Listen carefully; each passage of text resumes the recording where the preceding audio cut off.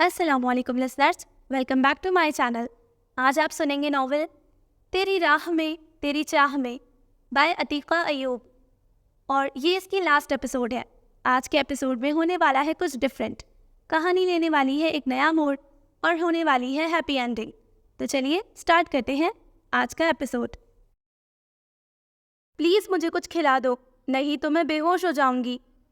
पिछले 3 घंटों की शॉपिंग ने सबसे ज़्यादा मुंजा को थका दिया था, जबकि वो दोनों अभी भी बिल्कुल फ्रेश थी। बस ये आखिरी जूता ले लें, फिर कुछ खाने के लिए चलते हैं। ज़ैनब ने उसे तसल्ली दी। जूता खरीद के वो एक रेस्टोरेंट में आ गई थी। जल्दी से ऑर्डर करो बस। ज़ैनब कुर्सी पर ढह सी गई, उसे भी अब भूख सता रही थी। भाई, खाना खाते हुए आयशा के मुंह से फंसी फंसी सी आवाज़ निकली। दोनों ने चौंक कर आयशा को देखा, जो घबराई सी दरवाजे की तरफ देख रही थी। उन दोनों की पुश्त दरवाजे की तरफ थी। आयशा के इस तरह देखने पर वो भी बेइख्तियार मुड़ी और सामने से आते उमर को देखकर वो भी बौखला गई। आयशा ने यहाँ आने से पहले उसे बताया था कि उमर को लड़कियों की होटलिंग ज़्यादा पसंद नहीं। कुछ नहीं कहते, सुकून से खाना खाओ, ज़ैनब ने लापरवाही से कहा तो उन दोनों को तसल्ली हुई। हालांकि अंदर से वो भी डर ही रही थी, लेकिन वो आयशा को देखकर हैरान थी, जो शादीशुदा होने के बावजूद इतना डरती थी अपने भाई से। इतने में वो भी उन्हें देख चुका था, और वो जो एक बिजनेस डीलिंग के लिए यहाँ आया था, उन्हें देखकर उधर ही आ गया। आयशा और मुंजा उसे आता देखकर खड़ी हो गई, लेकिन उसने आके दोनों के सर पर हाथ रखा तो वो दोनों मुतमईन हो गई। हो गई शॉपिंग? उसने एक नज़र दूसरी तरफ सुर्ख दुपट्टे में बैठी ज़ैनब पर डाली, और उसे देखते ही हल्की सी नागवारी उसके चेहरे पर बेइख्तियार जाहिर हुई, जो ज़ैनब जैसी हसास लड़की की आंखों से छुपी नहीं रही थी। उसका दिल बैठ गया। वो खाने में उनके साथ शरीक हो चुका था। शायद उसे उन तीनों का अकेले यहाँ बैठना अच्छा नहीं लग रहा था, इसलिए वो उनके साथ ही खाना खाने लगा। खाते हुए वो गाहे बगाहे एक नज़र उस पर भी डालता, और हर दफ़ा ही उसे उसकी नज़रों में गुस्सा नज़र आता। ज़ैनब के हाथों के तोते उड़ गए थे। इस तरह गुस्से से तो उसने आज तक नहीं देखा था। वो तो गुस्से में भी बड़ा पुरसुकून रहता था। उससे बिल्कुल भी खाना नहीं खाया गया था। शायद होटलिंग पर खफा हो रहे हैं, वो दिल ही दिल में सोचती रही और डरती रही। खाने के बाद उसने उन तीनों को साथ आने का कहा और ख़ुद घर तक छोड़ने आया। घर के आगे रुकते ही मुंजा और आयशा तेज़ी से गाड़ी से उतरी। वो दरमियान में बैठी थी, इसलिए उनके बाद उतरना था। आइंदा आप कभी भी चादर के बगैर मुझे बाजार में नजर ना आए। गाड़ी से उतरते हुए उसकी सख्त आवाज़ सुनकर वो सुन हो गई। उसने खुद ही हाथ बढ़ाकर पिछला दरवाज़ा बंद किया और जन से गाड़ी उड़ा ले गया, जबकि वो साकित वहीं खड़ी थी।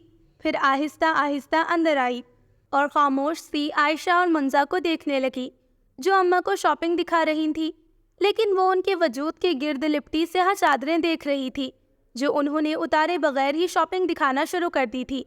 बेइख्तियार ही उसकी नज़र सामने शीशे में अपने अक्स पर पड़ी। प्रिंटेड लॉन के सूट पर सुर्ख क्रेप का दुपट्टा था। उसने तो दुपट्टा भी सर पर लेना अब शुरू किया था। उसे उमर की गुस्तीली नज़रें याद आईं तो उसने बेइख्तियार झुरझुरी ली। मेरी तौबा, जो आइंदा बगैर चादर के निकलूं। वो दिल ही दिल में अहद करती वापस आ गई, जहाँ अम्मा बेटियों पर खफा हो रही थी कि ज़ैनब ने अपने लिए क्यों कुछ नहीं लिया। वो मुस्कुराती हुई उनके पास बैठ गई।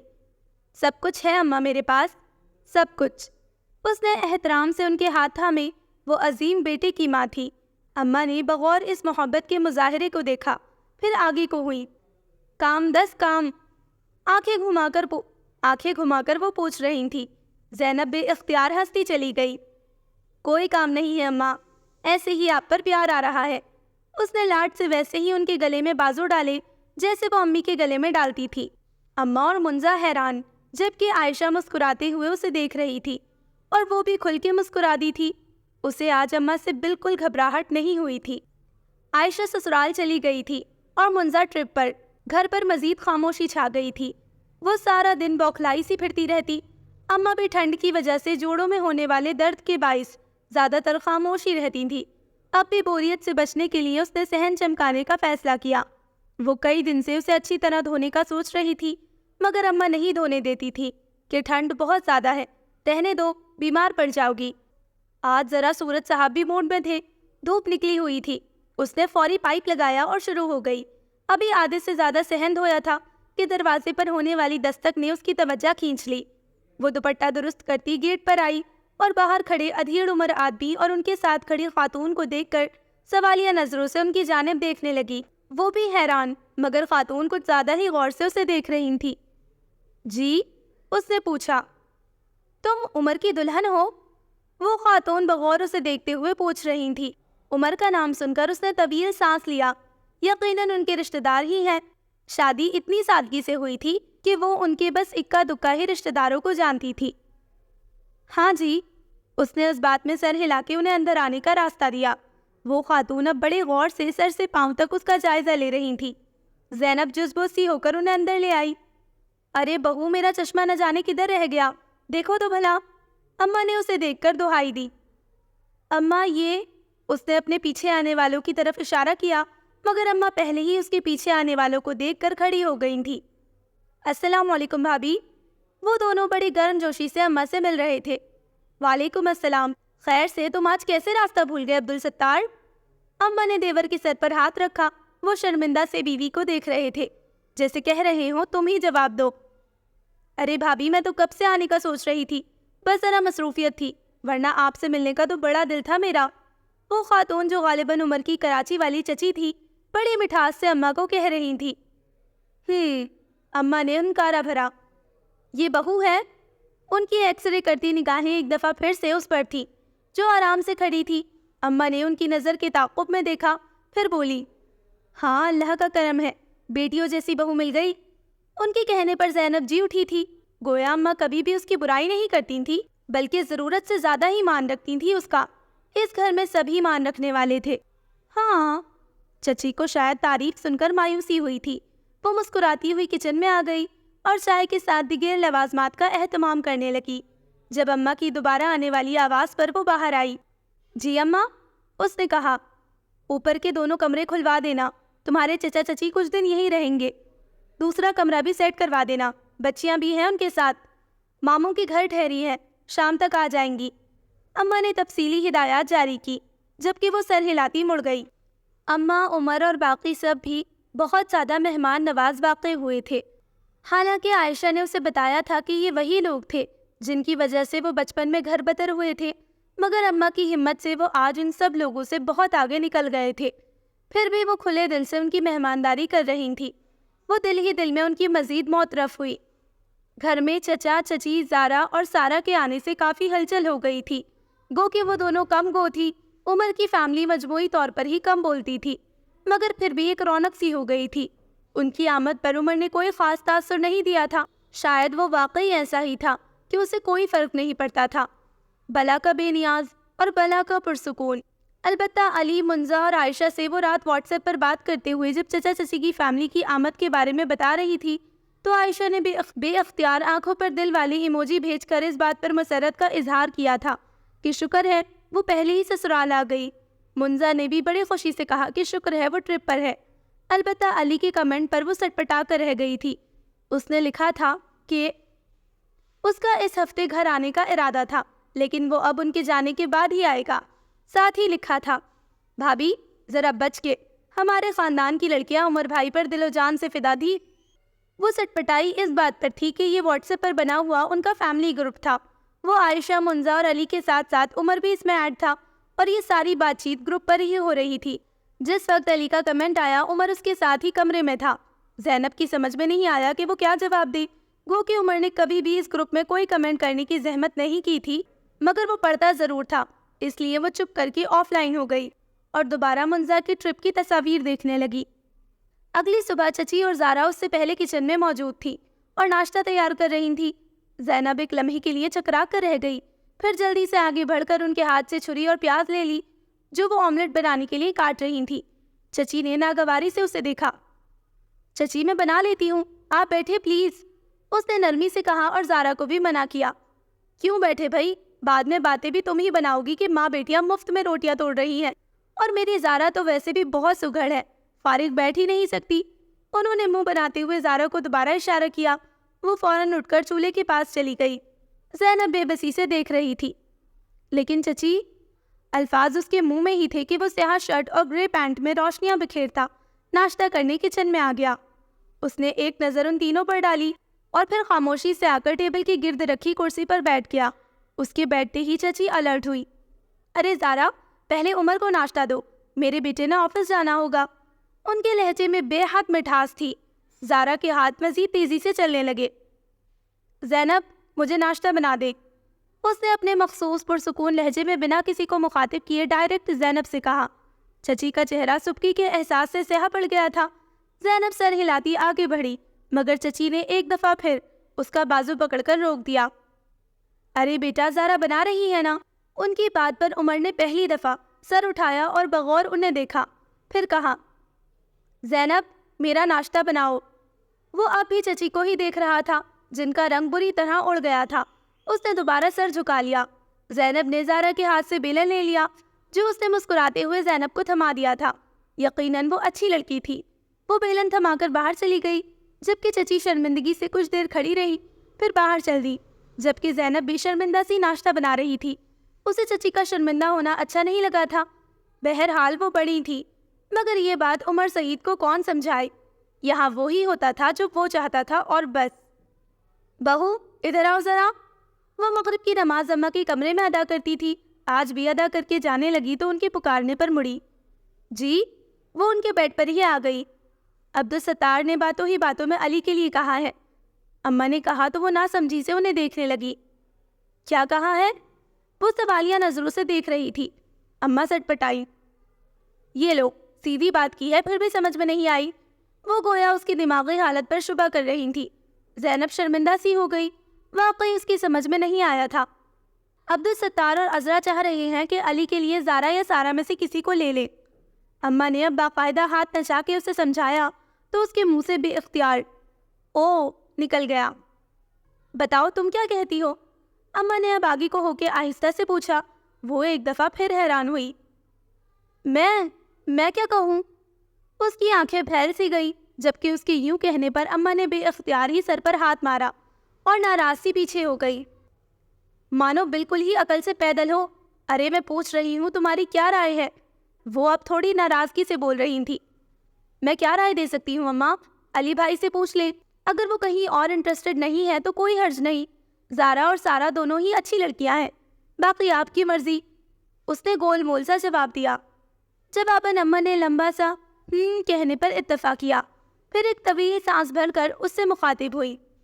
تم ذرا پوچھنا آج علی سے، اور پھر عمر سے بھی پوچھنا۔ اماں کے کہنے پر وہ زور سے اچھلی۔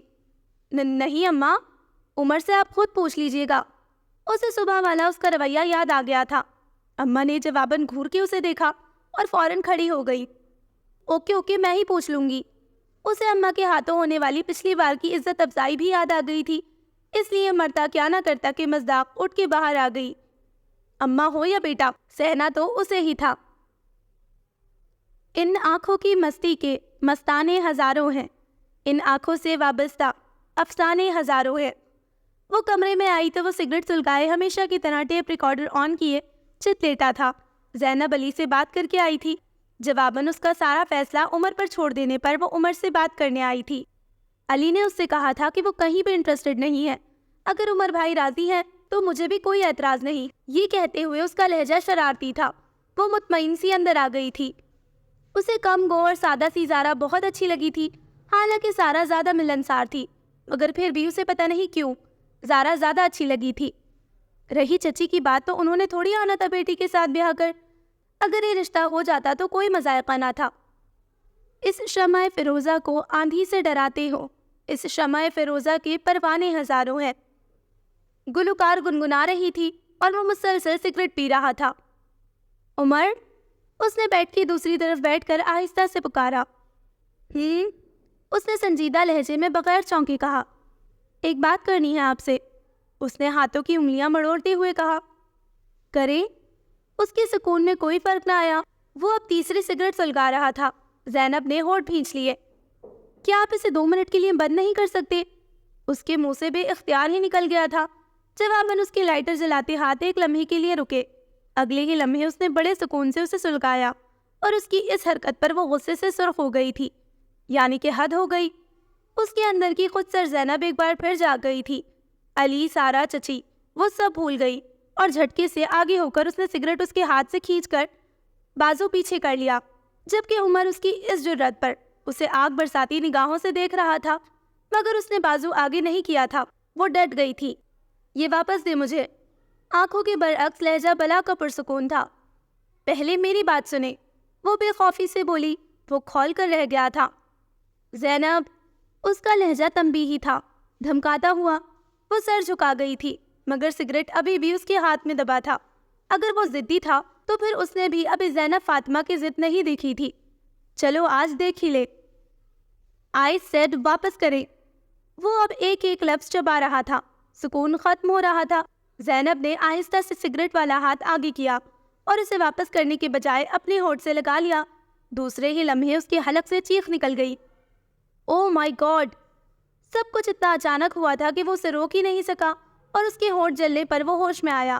ایک جھٹکے سے اسے پکڑ کر اپنی طرف کھینچا اور دوسرے ہاتھ سے اس سے سگریٹ چھیننی چاہی، مگر اس نے مٹھی بند کر لی تھی۔ ہتھیلی بھی ہونٹوں کی طرح جل اٹھی تھی۔ تکلیف کے مارے اس کی آنکھوں سے متواتر پانی بہہ رہا تھا۔ دانت اس نے اتنی سختی سے ہونٹ پر جمائے ہوئے تھے کہ خون رسنے لگا تھا۔ سگریٹ بند مٹھی میں بجھ چکی تھی، جبکہ وہ حیران سا معاف دماغ کے ساتھ اسے دیکھ رہا تھا، اور وہ بہتی آنکھوں کے ساتھ ان بے تاثر آنکھوں میں لکھی حیرانی کی تحریر پڑھ رہی تھی۔ کتنی خواہش تھی کہ وہ ان آنکھوں میں کبھی کوئی تاثر دیکھے۔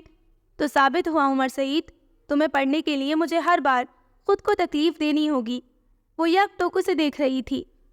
ان آنکھوں کی مستی کے مستانے ہزاروں ہیں، ان آنکھوں سے وابستہ افسانے ہزاروں ہیں۔ کمرے میں یہ آواز گونج رہی تھی۔ وہ کچھ لمحے بے بس سا اسے دیکھے گیا، پھر بہت شدت سے اسے ساتھ لگایا۔ پاگل ہیں آپ؟ لہجہ پرسکون تھا اور آج دیتے جذباتوں کی شدت لیے ہوئے تھا۔ خول اتر رہا تھا۔ وہ بند آنکھوں کے ساتھ مسکرائی تھی، جبکہ وہ ہر چیز بھلائے بس مرہم رکھ رہا تھا۔ اگلی صبح اس کے لیے ہر لحاظ سے خوشگوار تھی، اور اس خوشگواریت میں مزید اضافہ علی اور منزا کو گھر میں دیکھ کر ہوا تھا۔ وہ آگے پیچھے ہی آئے تھے، شاید ان کے آنے کی خوشی تھی یا کچھ اور بات تھی۔ آج تو عمر سعید نے بھی چھٹی کر لی تھی۔ مری سے تو میں ہو کر آئی ہوں، لیکن نکھری ہوئی آپ لگ رہی ہے۔ منزا شرارت سے اسے دیکھ رہی تھی۔ وہ کھلکھلا کر ہنسی، اندرونی خوشی پھوٹ پھوٹ کے چہرے سے عیاں ہو رہی تھی۔ خیر تو ہے، بڑی خوش ہیں؟ اس نے آنکھیں گھمائی۔ ہاں نا، بہت خوش۔ اس نے ہونٹوں کا ایک کونا دباتے ہوئے مسکراہٹ دبائی۔ دراصل میں مس کر رہی تھی تمہیں، شکر ہے تم آ گئی، اس لیے میں بہت خوش ہوں۔ وہ دانستہ بات بدل گئی تھی۔ السلام علیکم یا اہلان کچن؟ علی کی آواز پر وہ دونوں چونکی۔ وعلیکم السلام، جیتے رہے، اس نے مسکرا کر جواب دیا۔ وہ وہیں کرسی گھسیٹ کر بیٹھ گیا تھا۔ عمر بھائی چلے گئے آفس؟ علی نے سوالیہ نظروں سے اس کی طرف دیکھا۔ عمر کے نام پر اس کی دھڑکنیں ایک لمحے کے لیے تیز ہوئی تھی۔ بے اختیاری اس نے ہتھیلی بھیگتی محسوس کی۔ آج وہ نہیں گئے، میں نے جگایا تھا اور آپ دونوں کے آنے کا بھی بتایا۔ کہنے لگے نہیں جانا آج، پھر دوبارہ سو گئے۔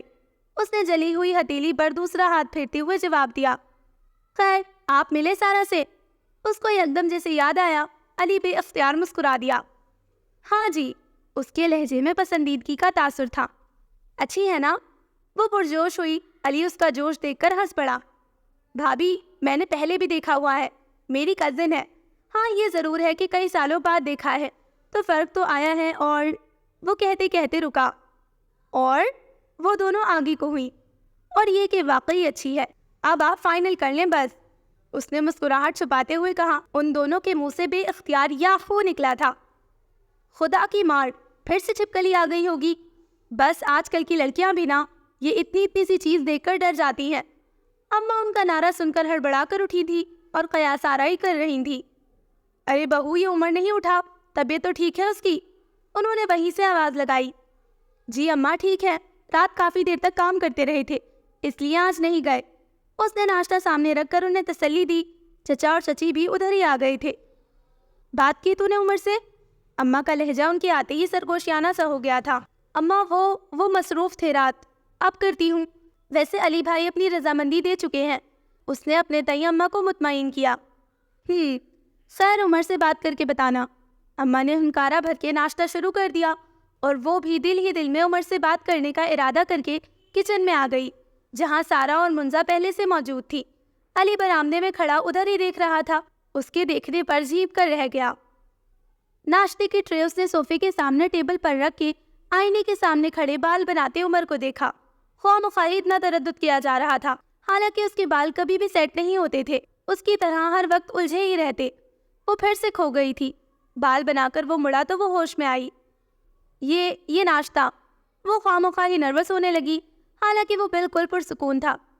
आ जाएं आप भी। उमर ने हाथ पकड़कर उसे भी बिठा लिया था। वो धड़ धड़ करते दिल के साथ इस अनायत पर हैरान होती उधर ही टिक गई और नजरें उसकी मखरूती उंगलियों पर ठहर गई। बड़े आर्टिस्टिक हाथ थे।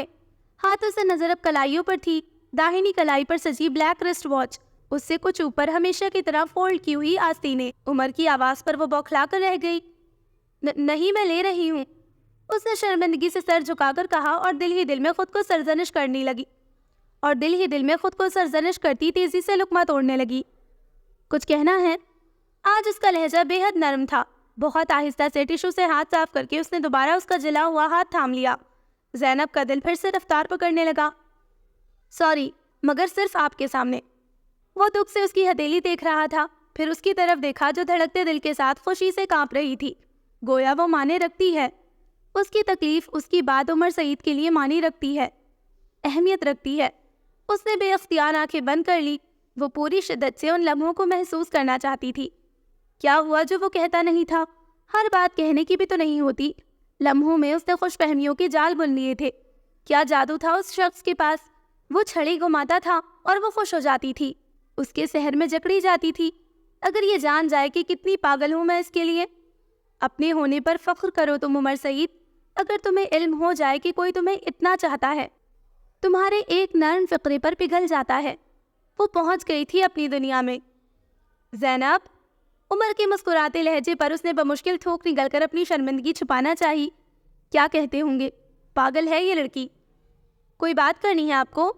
उसके पूछने पर उसने बेअख्तियार ही माथे पर हाथ मारा। हाँ जी, करनी तो है।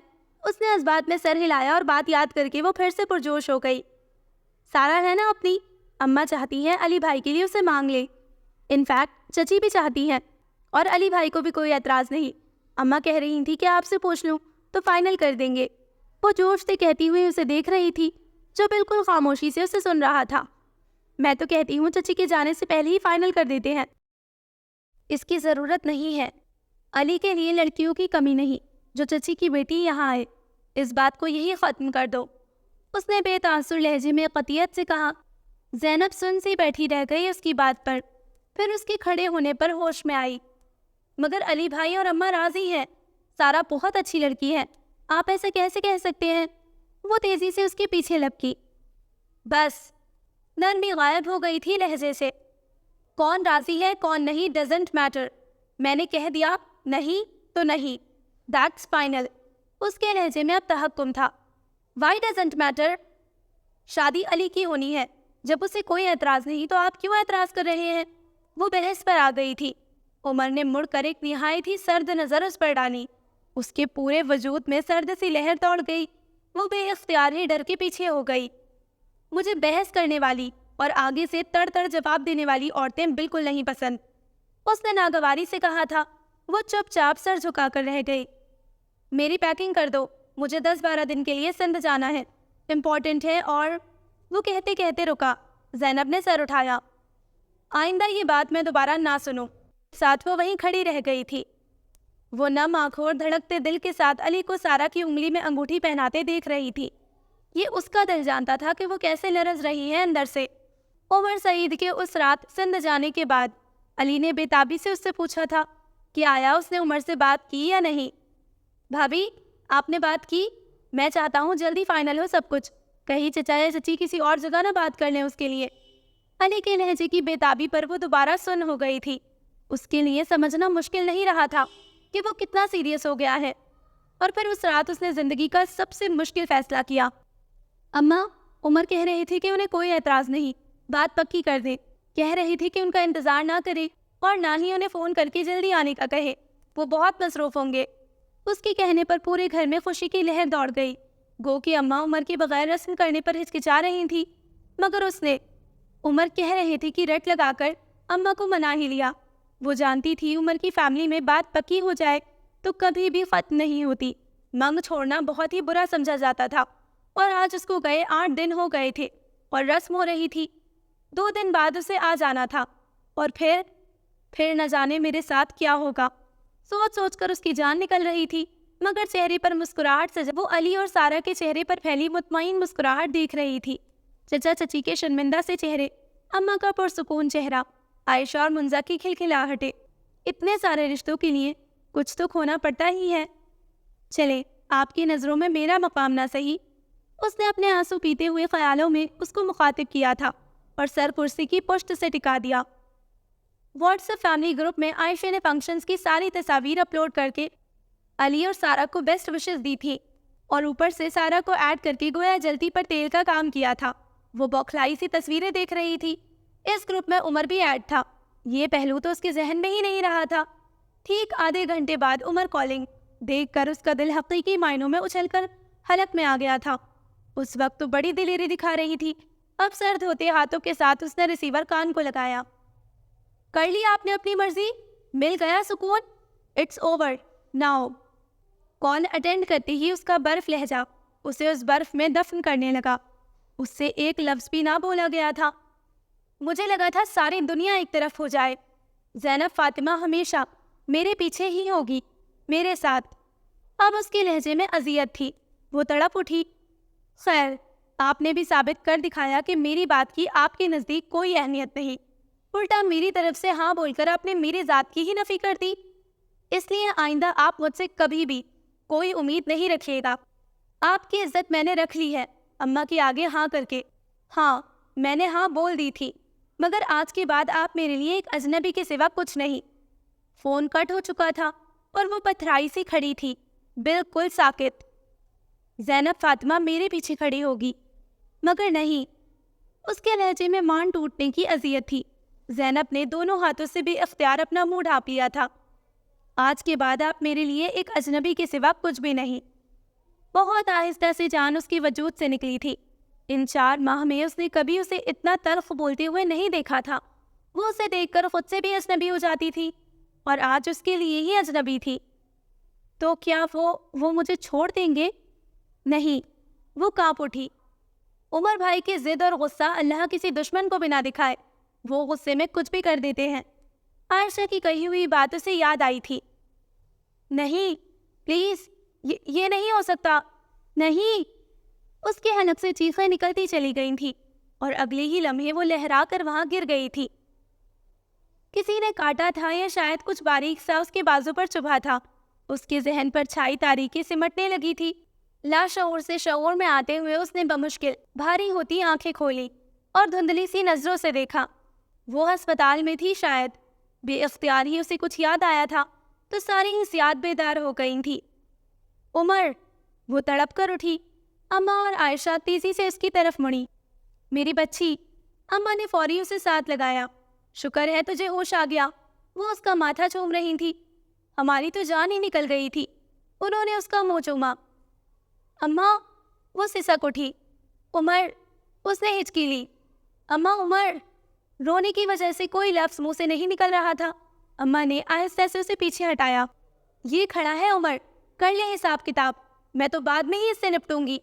وہ سکون سے کہہ کر عائشہ کو لیتی باہر چلی گئی تھی، جبکہ وہ ساکت خوف زدہ سی اسے دیکھ رہی تھی جو سر جھکائے کھڑا تھا. پھر آہستہ سے اس کے پاس آ کر بیٹھ گیا. اس نے گھبرا کر آنکھیں بند کر لی. مجھے مت چھوڑیں پلیز. میں کبھی آپ کی حکم عدولی نہیں کروں گی، کبھی نہ نہیں کروں گی. آپ بے شک مجھے کبھی نہ بلائیے گا، مگر میرے سامنے رہے. وہ ہچکیاں لے رہی تھی. اسے کھو دینے کا خوف ایسا تھا کہ اس کی جان واقعی نکل رہی تھی. زینب، کیا ہو گیا ہے آپ کو؟ وہ بولا. اس کے لہجے میں عجیب سی بے بسی تھی. میں بھلا چھوڑ سکتا ہوں آپ کو؟ وہ اپنے فیصلے سنانے والا اس سے پوچھ رہا تھا. چھوڑ دیں گے آپ کو میں اچھی نہیں لگتی. وہ سسکی. کس نے کہا اچھی نہیں لگتی؟ لہجہ بہت نرم تھا. کوئی بات نہیں مانتے آپ میری؟ شکوے شروع ہو گئے تھے. آپ کی ہی تو مانتا ہوں، منوا لیتی ہیں آپ. اس کا لہجہ اب بھی نرم تھا. کبھی رو کے کبھی خود کو تکلیف میں ڈال کے وہ بے بسی سے کہہ رہا تھا. جان گئی ہے نا کہ آپ کے آنسو تکلیف دیتے ہیں مجھے، اس لیے رو کر منوا لیتی ہے. آپ کی تکلیف پر تکلیف ہوتی ہے، اسی لیے منوا لیتی ہے. وہ ہارے ہوئے لہجے میں کہہ رہا تھا. زینب کی سانسیں الجھنے لگی. وہ بے یقین سی پوری آنکھیں کھولے اسے دیکھ رہی تھی۔ مگر یہ آخری بار ہے، سنا آپ نے؟ اس نے ماتھے پر مہر ضبط کی اور ساتھ ہی تنبیہ بھی۔ وہ آنکھیں موندے دل کی دھڑکن سنبھال رہی تھی۔ آئندہ ویسے ہی منوا لیجیے گا، یہ طریقہ چھوڑ دیں اب۔ وہ جلی ہوئی ہتھیلی جو کافی ٹھیک ہو چکی تھی دیکھ رہا تھا۔ مجھے لگا چچا چچی نے ماضی میں جو کیا ہمارے ساتھ ہم بھی بدلہ لیں گے، مگر اماں نے ہمیشہ ہمیں یہی سکھایا تھا کہ اپنا ظرف بڑا کرو، اور دیکھے ذرا میں کم ظرف بن کر ان جیسا ہی ہونے لگا تھا غصے میں۔ میں نے سوچا ہی نہیں کہ مجھ میں اور ان میں فرق ہونا چاہیے، کیونکہ میری ماں کی تربیت یہی ہے۔ وہ شرمندہ سا کہہ رہا تھا۔ زینب نے بھی اختیار مسکراہٹ چھپائی۔ آپ راضی ہیں نا اب؟ وہ پرجوش ہوئی۔ آپ نے راضی کر لیا ہے۔ وہ مسکراتے ہوئے پھر سے جھکا، جبکہ وہ مسکراتی ہوئی آنکھیں بند کر گئی اور دل میں اللہ کا شکر ادا کرنے لگی جس نے اسے پھر سے نواز دیا تھا اس کی اوقات سے بڑھ کر۔ زندگی بس اسی کا نام ہے کہ رشتوں کی نازک ڈور کو سنبھال کر تھامنا ہے، اور پھسلنے بھی لگے تو ڈرنا نہیں ہے۔ صحیح جگہ پر اپنے قدم جمانے کی کوشش کرنی ہے، اور بس پھر تو اللہ تھام لیتا ہے۔ So listeners, this was the end of the novel تیری راہ میں تیری چاہ میں۔ مجھے امید ہے کہ آپ کو یہ ناول پسند آیا ہوگا۔ جلد ملتے ہیں کسی نئے ناول کے ساتھ، تب تک اپنا خیال رکھیں، دعاؤں میں یاد رکھیں۔ اللہ حافظ۔